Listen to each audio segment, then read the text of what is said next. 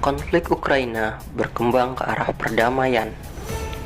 Suatu perdamaian di mana Ukraina berada pada posisi tak diuntungkan. Setidaknya itulah gambaran yang sedang terjadi baru-baru ini. Arah angin mulai berubah di kubu barat sejak Donald Trump menjabat sebagai Presiden Amerika Serikat untuk periode keduanya. Hal ini ditandai dengan komunikasi kedua pemimpin negara. Beberapa hari lalu, dalam panggilan telepon selama 1,5 jam. Dalam perbincangan tersebut, Putin dan Trump sepakat mengenai pentingnya mencapai perdamaian jangka panjang yang permanen di Ukraina. Trump menyatakan, di era pemerintahannya, dia berfokus penyelesaian permasalahan dalam negeri dan memproyeksikan kekuatannya di kawasan Pasifik sebagai antisipasi kekuatan Cina di regional tersebut. Cina telah menjadi ancaman yang semakin nyata bagi Amerika di hampir semua sektor. Mulai dari ekonomi, dengan perang dagang, Trump mengenakan tarif tinggi bagi barang-barang impor dari Cina. Perang dagang ini dikobarkan Trump sejak periode pertama pemerintahannya pada 2018. Di bidang militer, pembangunan kekuatan laut di Pasifik membuat khawatir Amerika dan sekutunya di Pasifik. Dengan penggunaan kapal perang nomor 1 di dunia secara kuantitatif, Cina mengungguli Amerika.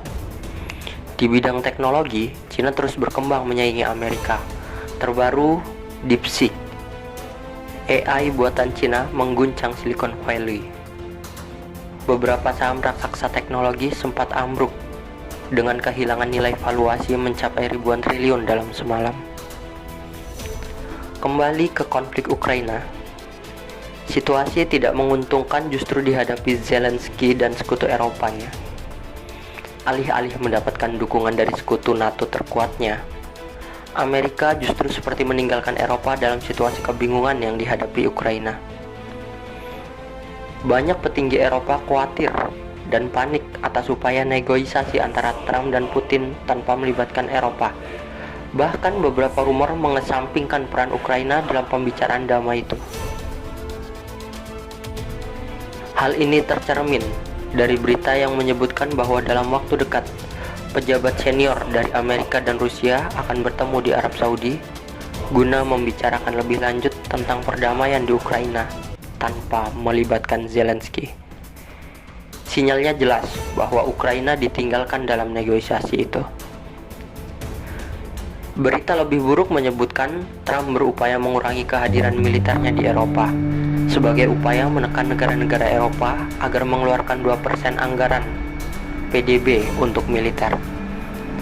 Trump menganggap selama ini Eropa memanfaatkan jaminan keamanan Amerika di Eropa tanpa porsi yang adil. Trump merasa beban yang ditanggung Amerika melebihi kontribusi Eropa sendiri di bidang keamanan. Di garis depan pun ternyata tidak lebih baik dari meja perundingan. Pasukan Zelensky mengalami kemunduran di berbagai front. Di Kursk, pasukan Rusia berhasil merebut kembali separuh lebih wilayah yang sempat dikuasai Ukraina pada awal-awal serangan ofensif.